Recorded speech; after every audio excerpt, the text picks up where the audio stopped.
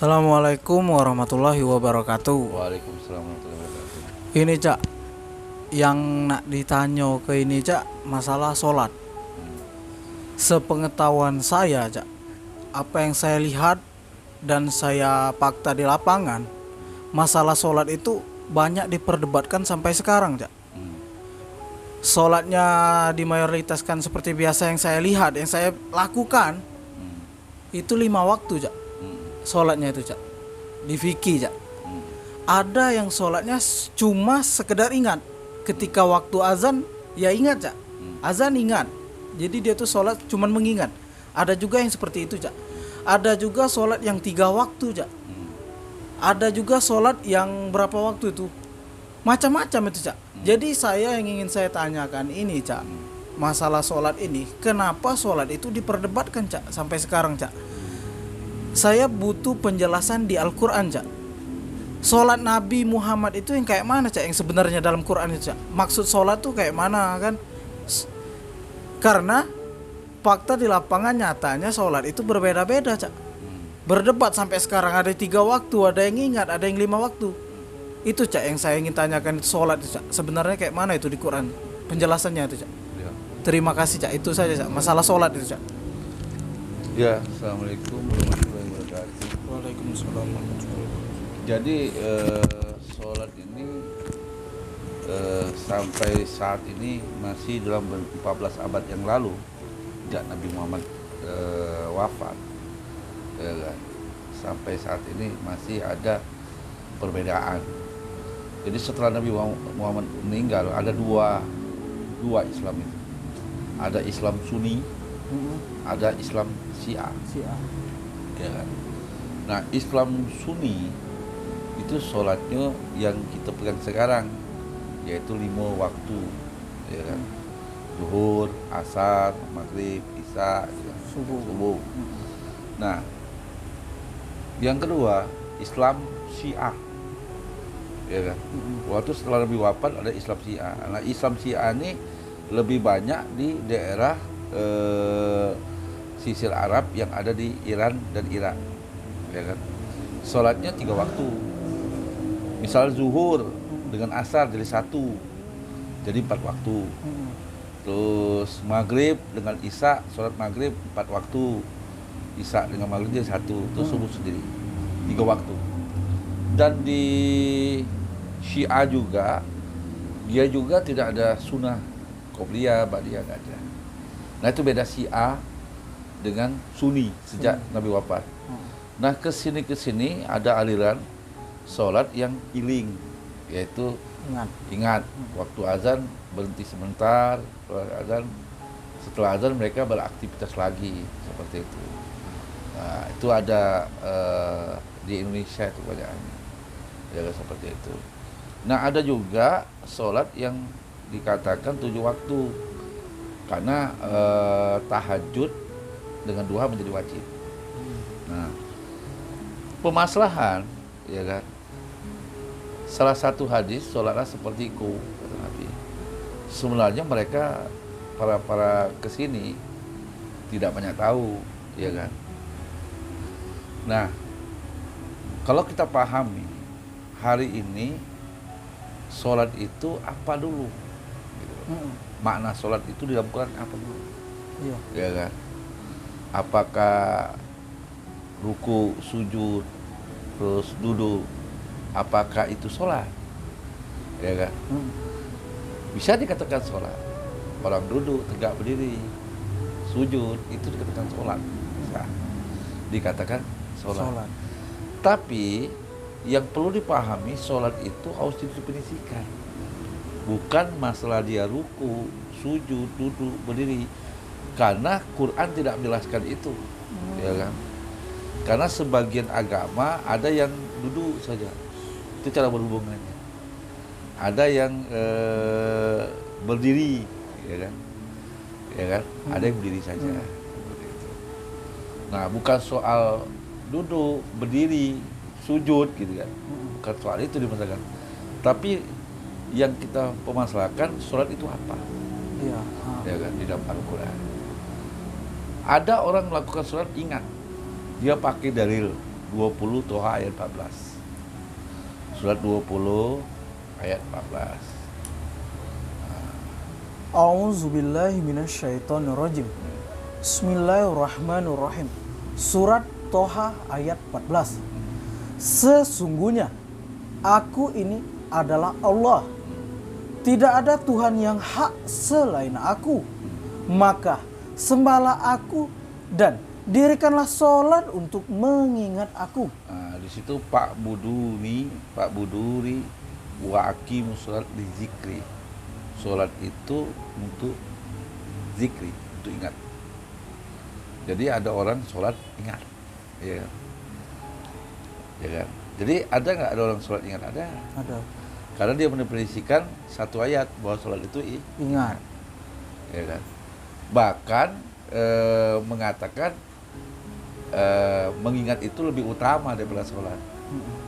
Makanya tidak waktu orang azan dia cuma ingat aja karena 2014 tadi. Tapi ditambah satu ayat lagi surat 29 Al-Ankabut 45.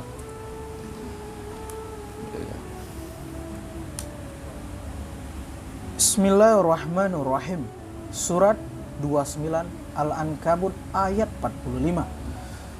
Bacalah apa yang telah diwahyukan kepadamu, yaitu Alkitab Al-Quran, dan dirikanlah sholat. Sesungguhnya sholat itu mencegah dari perbuatan-perbuatan keji dan mungkar. Dan sesungguhnya mengingat Allah adalah lebih besar keutamaannya dari ibadah-ibadah yang lain. Jadi mengingat Allah itu wa zikrullahu akbar. Mengingat Allah itu adalah akbar, lebih besar daripada ibadah yang lain. Makanya ada orang di suatu airan yang sholatnya ingat tok, ya kan? Ingat tok, zikir gitu kan, seperti itu. Ada yang seperti itu. Karena dia mengambil dari 20 Toha ayat 14 tadi bahwa mengingat Allah itu lebih besar dari ibadah yang lain. Itu dasar hukum mereka pakai, ya kan?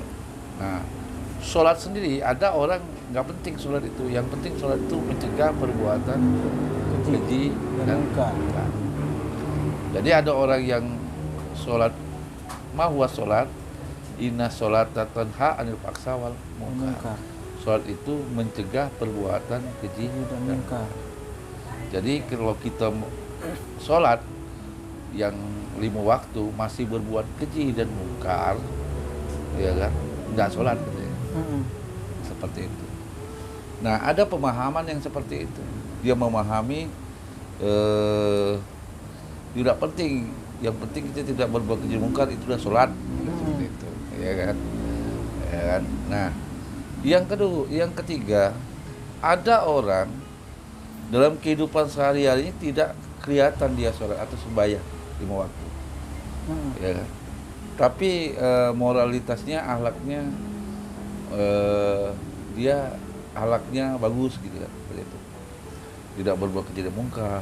Gitu. Nah, itu ada istilah dalam Quran sholat daim. Daim. Sholat itu daim. Maka baca surat 70 ayat 23. Ya. Bismillahirrahmanirrahim. Surat 70 ayat 23. Yang mereka itu tetap mengerjakan sholatnya. Nah, bahasa Arab coba. Ya, itu Allazi nahum ala sholatihim daimun. Nah, sholat daim. Daim. Jadi sholat yang terus menerus itu yang tanpa henti, ya kan, dia jaga kesuciannya, itu disebut sholat daim. Daim. Ya kan? Jadi ada orang nggak kelihatan dia kelihatan orang dia sembahyang gitu ya, silakan di waktu. Tapi dia mungkin dia melakukan sholat daim, dia selalu terhubung. Nah, sebenarnya sholat itu artinya doa. Maka pengertian lain wa sholat doaun. Sebenarnya sholat itu adalah hubungan kita dengan Tuhan, ya kan? Nah, cara kita berhubungan Tuhan, ada yang ruku baik, ada yang sujud baik, ya, ada yang berdiri saja, ada yang keseluruhannya. tegak berdiri, ya kan, ruku, sujud, duduk, gitu kan. Nah, kenapa harus tegak berdiri? Itu simbol semuanya. Tegak berdiri itu simbol api, istiqomah. Ruku itu adalah seperti udara, karena kita membutuhkan udara. Terus sujud, ya kan, sujud itu artinya air, ya kan. Terus duduk itu seperti tanah, bahwa kita manusia itu ada unsur api, udara, ya kan, terus tanah dan air. Nah, itu simbol. Makanya Nabi Muhammad membuat teori, ya kan, membuat sistem agar manusia itu tercegah perbuatan keji dan mungkar, agar manusia itu ingat dengan Tuhan. Maka Nabi Muhammad membuat sistemnya itu sholat tadi. Maka ketika sholat, ya kan, ada ruku, ada sujud, itu simbol hakikatnya seperti itu. Nah, saya membaca satu buah hadis, ya kan, dalam kitab Ihya Ulumuddin. Ketika ada orang sholat tidak menghadirkan hatinya, maka sholatnya tidak lain hanyalah olahraga dalam hadis itu, ya kan. Sama seperti puasa, berapa banyak orang yang puasa hanya mampu lapar dan haus. Nah, hadis juga mengatakan begitu dalam kitab Ihya Ulumuddin, bahwa sholat itu yang paling terpenting adalah hakikat dari makna sholat itu adalah hati. Yang kita hubungkan dengan Tuhan itu hati. Nah, ketika hati kita terhubung, dia mau tegak berdiri, mau ruku, mau sujud, mau duduk, silakan, ya kan. Nah, bicara ruku, sujud dan berdiri itu yang buat Nabi Muhammad, ya kan, seperti itu. Nah, apakah sholat 5 waktu itu 5 waktu, ada 3 waktu, ada yang ingat, ya kan,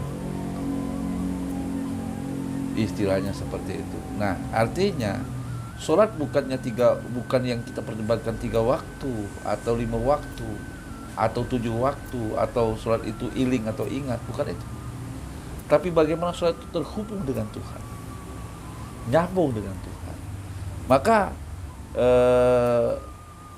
Al-Ghazali berbicara sholat itu ada 2, ada sholat lahir, ada sholat batin.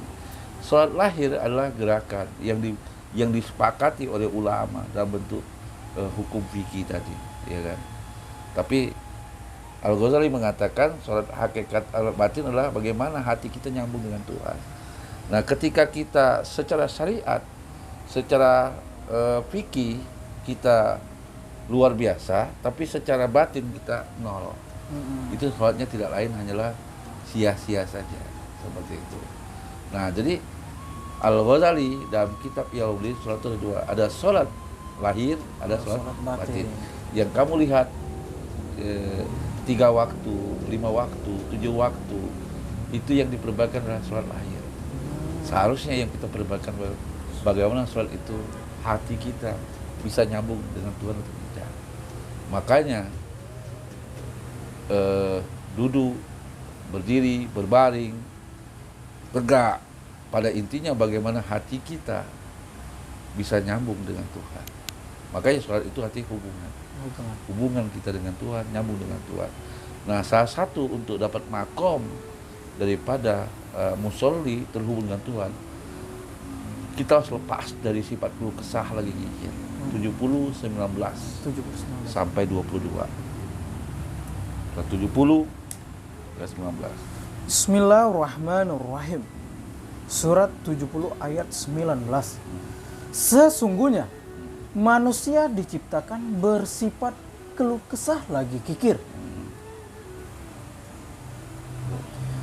Apabila ia ditimpa kesusahan, ia berkeluh kesah. Dan apabila ia mendapat kebaikan, ia amat kikir. Kecuali orang-orang yang mengerjakan sholat. Jadi orang yang sholat itu, yang disebut musallin itu adalah orang yang lepas dari sifat keluh kesah dan sifat kikir. Kikir. Ketika dapat musibah dia berkeluh kesah, ketika dapat nikmat dia kikir, maka tidak dikatakan dia musolli. Jadi untuk syarat kita menjadi musolli, sholat untuk berhubungan Tuhan, kita harus lepas dari bersifat keluh kesah dan kikir. Nah, sholat seperti inilah sebut sholat tidak ada kekhawatiran, bersedih hati, itulah sholat aulia. Ya, maka aulia itu tidak ada rasa khauf dan tidak ada bersedih hati, tidak ada kekhawatiran bersedih hati. Itulah surat wali, surat para wali, ya kan? Surat 10 Yunus 62. Ya kan? 62. Bismillahirrahmanirrahim. Surat 10 Yunus ayat 62. Ingatlah, sesungguhnya wali-wali Allah itu tidak ada kekhawatiran terhadap mereka, dan tidak pula mereka bersedih hati. Jadi waliullah itu tidak ada kekhawatiran bersedih hati. Kalau kita berkeluh kesah berarti ada khawatir. Ketika dapat kurang nikmat kita kikir, maka menghasilkan sedih. Nah, makanya para wali itu ada diceritakan macam-macam. Maaf, orang ini kok nggak pernah sholat, jangan-jangan dia wali. Karena apa? Karena sholat dia disebut terhubung dengan Tuhan, disebut sholat daim. Sholat daim itu dia terbutuh wudhu, ya, wudhu tiap hari, seperti itu. Nah, artinya hari ini yang diperdebatkan hari ini di sampai para sahabat itu masih dalam perdebatan sholat zuhur, ya, bukan sholat hati. Iya. Nah, yang paling penting sekali bagaimana batin kita sampai 80%. Makanya sholat yang berhubungan dengan batin, suci batin, itu sangat sulit. Makanya Al-Ghazali dia menguasai ilmu fikih sebelum Imam Syafi'i, tapi dia mencari perjalanan. Kenapa kok sholat saya belum begitu khusyuk? Ternyata khusyuk itu adalah bagaimana hubungan batin kita. Selama kita nggak bisa khusyuk, maka sholat kita hanya tak lebih daripada olahraga. Gitu. Maka sholat yang khusyuk itu adalah berat. Maka di surat 2 Al-Baqarah 45 46. Bismillahirrahmanirrahim. Surat Al-Baqarah ayat 45.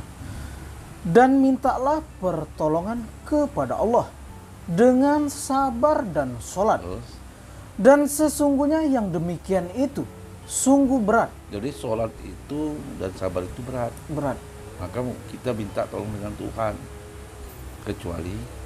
Kecuali bagi orang-orang yang khusyuk. Jadi yang bisa melakukan sholat yang tidak berat, kata Allah tuh sholat dan sabar itu berat, kecuali orang-orang khusyuk. Jadi orang yang khusyuk itu bukan berbicara lahir. Kalau bicara lahiriah itu tuh ma'ni. Nah, tapi bicara khusyuk adalah batin, ya kan? Yang kita khusyukkan adalah batin. Makanya kitab Ulumuddin Al-Ghazali mengatakan khusyuk itu bagaimana hati kita nyambung dengan Tuhan. Ketika hati kita tidak nyambung dengan Tuhan, maka jadi tidak khusyuk. Bukan soal berbicara bacaan, bukan bicara ruku, sujud, berdiri yang benar, tapi khusyuk berbicara adalah hati. Bagaimana batin kita nyambung dengan Tuhan.